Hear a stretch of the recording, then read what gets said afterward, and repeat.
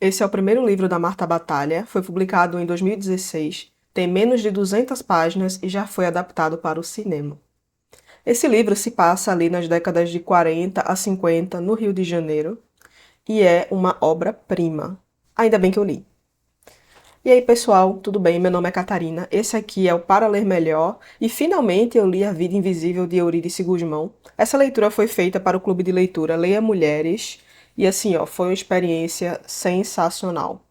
Desde o começo, nós percebemos que Eurídice é uma mulher extraordinária. E isso vai se mostrando aos poucos, porque ela vai sendo podada pelos pais e posteriormente pelo marido. Logo no começo, nós temos aqui um trecho muito emblemático sobre isso. Diz assim: porque Eurídice, vejam vocês, era uma mulher brilhante. Se lhe dessem cálculos elaborados, ela projetaria pontes. Se lhe dessem um laboratório, ela inventaria vacinas. Se lhe dessem páginas brancas, ela escreveria clássicos. Mas o que lhe foram dadas foram cuecas sujas, que Eurídice lavou muito rápido e muito bem, sentando-se em seguida no sofá, olhando as unhas e pensando no que deveria pensar. E foi assim que concluiu que não deveria pensar. É muito interessante porque esse livro, além de tratar da Eurídice, é sobretudo um livro sobre traumas geracionais. Por que eu digo isso? Porque o Antenor, que virá a ser o marido da Eurídice, tem uma história familiar bem complicada, porque a mãe dele, ela não queria se casar e ter filhos, ela queria ser poetisa, mas ela acabou casando e tendo filhos e sendo infeliz com isso. Então ela acabou dando fim à própria vida. E o Antenor encontrou o corpo. E isso o traumatizou para uma vida inteira. Antenor e os seus irmãos foram criados pela sua tia, e essa tia meio que virou o modelo de mulher que o Antenor gostaria de ter para si. E é esse modelo que ele quer que a Eurídice seja. Por outro lado, a Eurídice também carrega alguns traumas familiares, porque a Eurídice tem uma irmã um pouco mais velha que ela, a Guida, e a Guida, ali quando é adolescente, ela conhece um rapaz, Marcos. Eles começam a namorar e um pouco tempo depois ela foge com ele. Então os pais ficam muito tristes com isso e a Eurídice, ela se sente na obrigação de ser a filha perfeita, para não dar ainda mais desgosto aos pais. Então assim, é sempre a próxima geração tentando suprir a geração anterior, só que em desequilíbrio. Um pouco sobre a Guida é a irmã da Eurídice. A Guida, ela é muito corajosa, ela é muito resiliente, ela foge de casa com o Marcos, mas o casamento deles acaba não dando certo por uma série de questões. Ela tem um filho dele, esse filho, ele tem um problema de saúde, e a Guida, ela tenta voltar para casa, mas ela não consegue porque o pai não a aceita de volta, porque para ele é muito mais importante manter a honra do que ter a família reunida novamente. E a Guida, ela faz uma amizade bastante improvável com a Filomena. A Filomena, ela é uma ex-prostituta que tem sífilis e ela acaba perdendo os dentes. Mesmo muito debilitada pela doença, a Filomena ela gosta muito de crianças, então ela cuida das crianças da vizinhança na casa dela, né? Ela recebe um valor para olhar essas crianças, né? E ela acaba desenvolvendo uma amizade com a Guida, e a amizade delas é muito bonita. Esse afeto que existe entre as duas mostra que muitas vezes uma relação, para ser profunda, para ser transformadora, ela não precisa ser uma relação romântica. Então, esse laço das duas me mostra, né, o quanto a autora foi sagaz e mostra isso, né, que as mulheres, elas muitas vezes elas encontram na amizade com outras mulheres uma força transformadora que elas às vezes jamais poderiam encontrar nos casamentos heteronormativos, né? O livro, ele também conta a história da Zélia, que é a vizinha fofoqueira, só que a Zélia, ela também tem uma história muito trágica, porque ela também é uma mulher podada pelos parentes e a Zélia, ela poderia ter sido uma jornalista brilhante, mas ela acabou tendo que se contentar com as fofocas da rua. E esse é o ponto que une todas essas mulheres aqui. Todas essas mulheres, elas poderiam ter sido algo diferente do que elas realmente foram, dado o contexto da época. É muito interessante aqui porque a autora ela vai apresentando os personagens e vai trazendo um retrospecto da história deles. Então é sempre assim, você segue a linha temporal do presente até que aparece um personagem e a autora interrompe o presente para trazer o passado. E aí você acaba entendendo melhor qual é o background desses personagens, né? O narrador, para mim, ele é um personagem à parte, porque o narrador ele é irônico, ele é muito sarcástico. E eu até li em algumas entrevistas da autora que ela fala o motivo dessa ironia, porque ela quer ridicularizar o patriarcado na sociedade. Por isso que o próprio narrador ele não se leva muito a sério em alguns momentos, né? E esse narrador, ele coloca as situações aqui quase como se fosse uma novela mesmo. Então você vai acompanhando capítulo a capítulo, querendo saber cada vez mais o que acontece com cada um deles, né? Então, essas três, na verdade, quatro mulheres, né, Eurídice, a Guida, a Filomena, que tem uma passagem muito rápida, mas muito importante na história, e a Zélia, são mulheres emblemáticas e que foram muito bem construídas. Falando um pouco mais sobre o contexto histórico, além da opressão que as mulheres sofriam dado o contexto da época, a autora ela pincela outros assuntos. E um dos assuntos que a autora pincela é sobre como funcionava a elite carioca ali das décadas de 40 e 50, né? Representada pela família do Marcos. O Marcos, ele é classe média alta ali. E os casamentos que acontecem na família dele são sempre entre parentes. Então acaba que todo mundo é fisicamente muito parecido, só que essa escolha, ela não é simplesmente força do acaso, né? Ela é uma escolha feita racionalmente para a manutenção do poder dentro da mesma família, manutenção do poder, de riqueza e de prestígio social também. O tema, na verdade, que é muito importante nessa história é a questão de raça, que não é o ponto alto da história, mas que me marcou muito.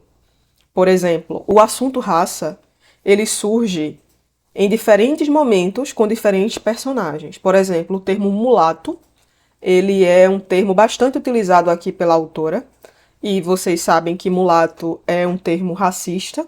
Por quê? Porque ele vem da hibridização do cavalo com a mula, então é um termo usado desde a época da escravidão, em que o cavalo ele seria o senhor de engenho e a mula seria a mulher escravizada, então da união dos dois, entre muitas aspas, o filho deles seria um mulato, né? E esse termo ele se repete algumas vezes no livro, e eu acredito que tenha sido um artifício da autora para representar o senso comum da época. Porque vamos lembrar mais uma vez, a história se passa nas décadas de 40 e 50.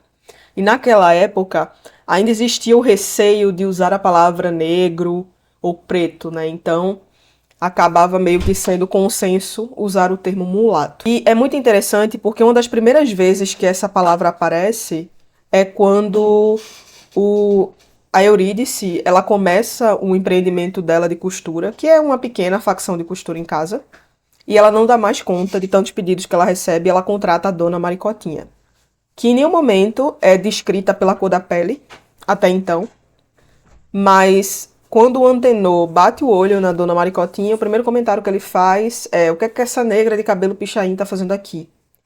E poderia passar batido, não fosse o fato de que, capítulos antes, quando foi contada a história da infância do Antenor, mostrou-se que a tia e o pai liam para ele Monteiro Lobato. E como vocês devem conhecer, Monteiro Lobato fez parte da Sociedade Eugenista de São Paulo, ele era aberta e declaradamente eugenista. E o que é que era isso, né? O que é que era a eugenia, né? Na época, ela era vista por muitos intelectuais e cientistas como uma forma de melhorar a população, através de práticas de controle de natalidade, de incentivo à imigração europeia e até de esterilização de pessoas consideradas indesejáveis. E aqui abre-se um debate que já vem acontecendo há algum tempo sobre como abordar o legado de figuras que contribuíram culturalmente, mas que defendiam ideias problemáticas. E aí Eu não tenho uma resposta definitiva para isso. Se você souber, me conte aqui nos comentários. Voltando ao livro, o Antenor acha que Eurídice precisa de uma empregada. Por que eu digo que ele acha? Porque em nenhum momento ele pergunta a ela o que é que ela realmente quer. Então ele supõe que ela precisa de uma empregada para ajudar a cuidar da casa. E a das Dores, ela é a personagem mais invisibilizada do livro. Por quê? A autora também retrata das Dores de uma maneira racista. Só que a das Dores, ela tem 3 filhos e ela não consegue dar atenção devida aos filhos dela porque ela está trabalhando na casa da Eurídice, criando os filhos da Eurídice para que a Eurídice possa desenvolver hobbies, né? Que no começo é cozinha, depois passa a ser costura.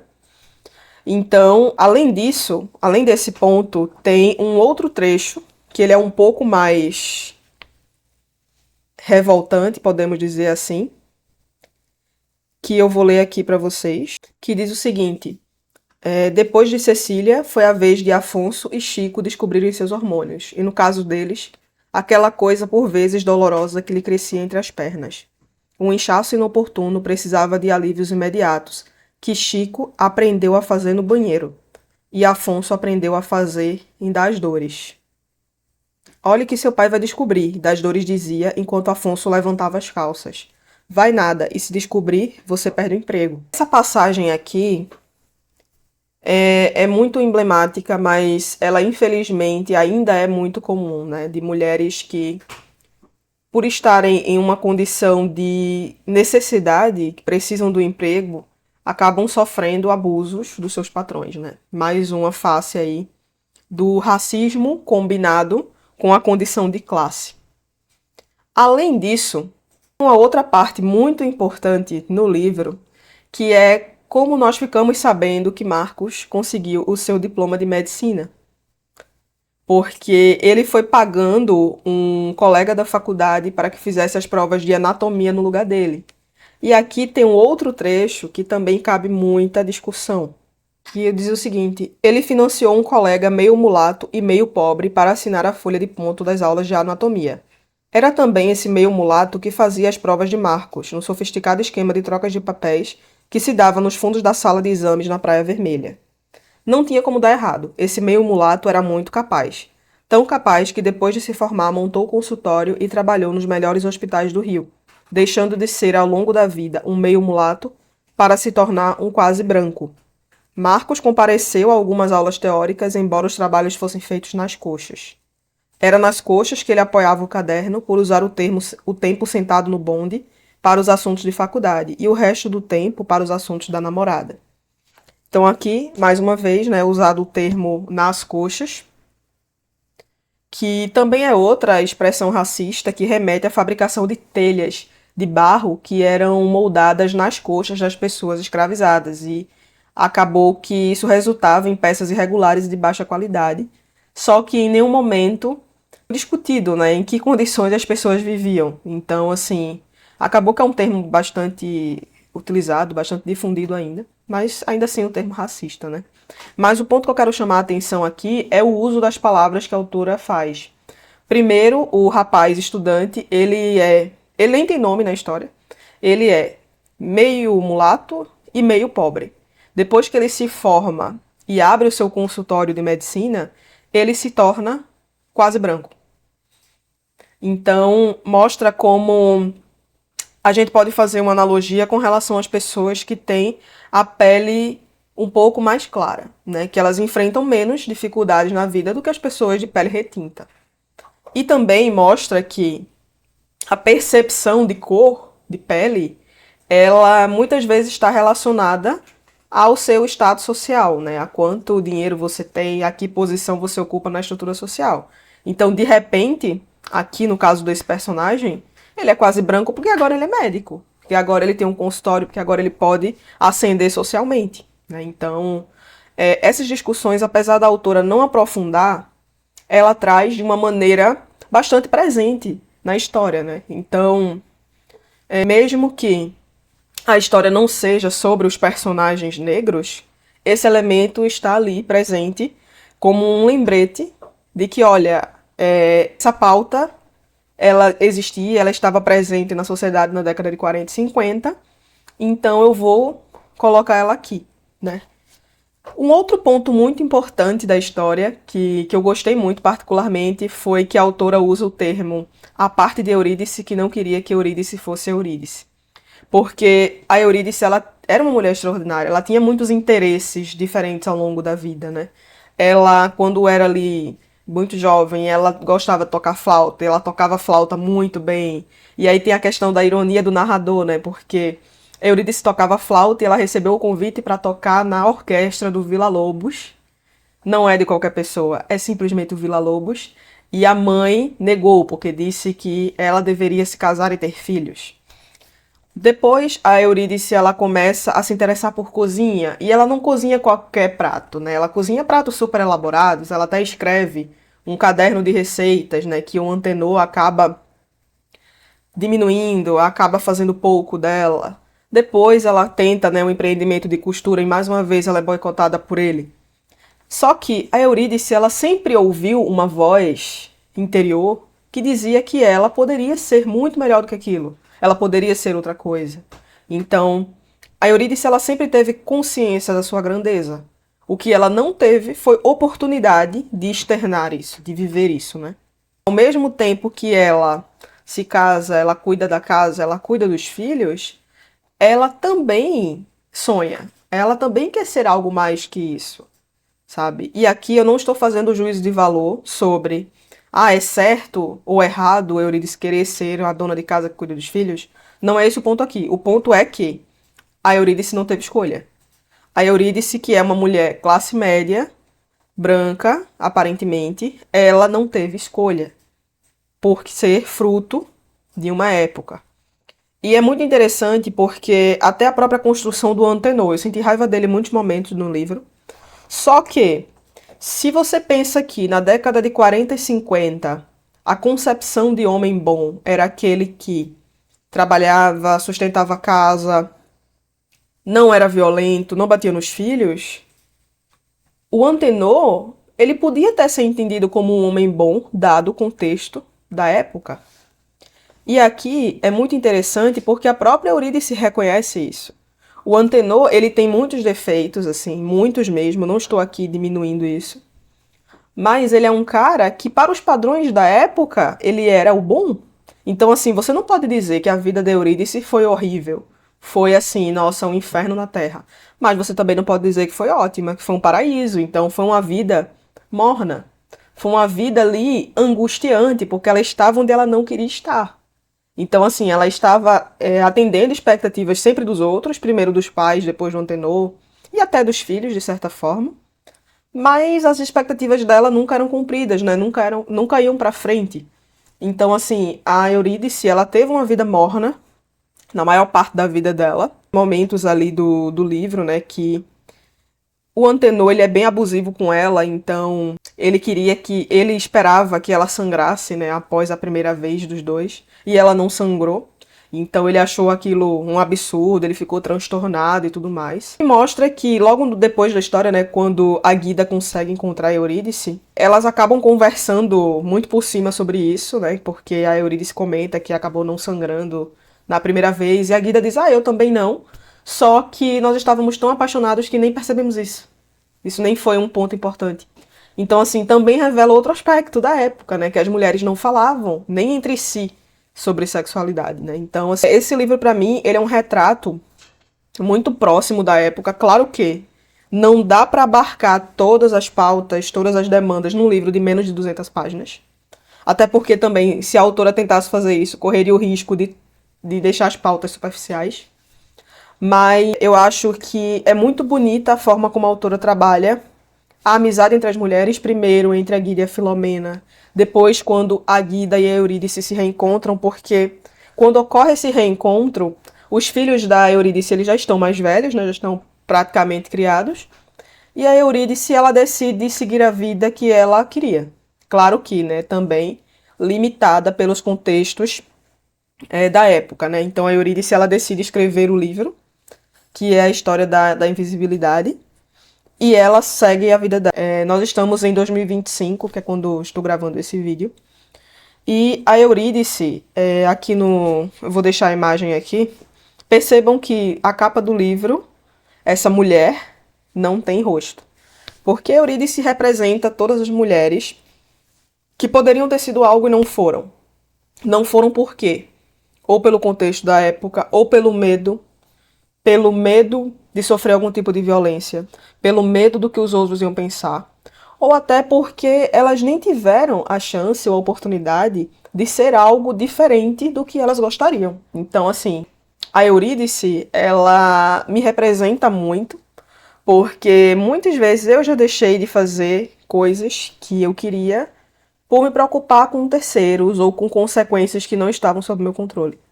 E também nós não podemos esquecer que nossa sociedade ainda é patriarcal, ainda é conservadora e ainda existe muito a ser feito com relação a isso. Então a criação das meninas e mulheres ainda é voltada para agradar. Agradar quem? Agradar os pais, agradar o namorado, o marido, o que seja, e nunca voltada para elas mesmas, para que elas olhem para si, para que elas olhem o que é que elas querem, que futuro elas pretendem ter, sabe? Elas não são incentivadas a se sentirem completas, a se verem como um indivíduo completo, como um fim em si mesmo, né? Então, para mim, a autora foi genial, simplesmente. Marta Batalha, se você estiver vendo esse vídeo, você é genial. E eu fiquei muito feliz, muito grata mesmo por ter tido a oportunidade de ter feito essa leitura. Se você gostou desse vídeo, não esquece de curtir, se inscreve aqui no canal, ative o sininho para ver as notificações e tchau!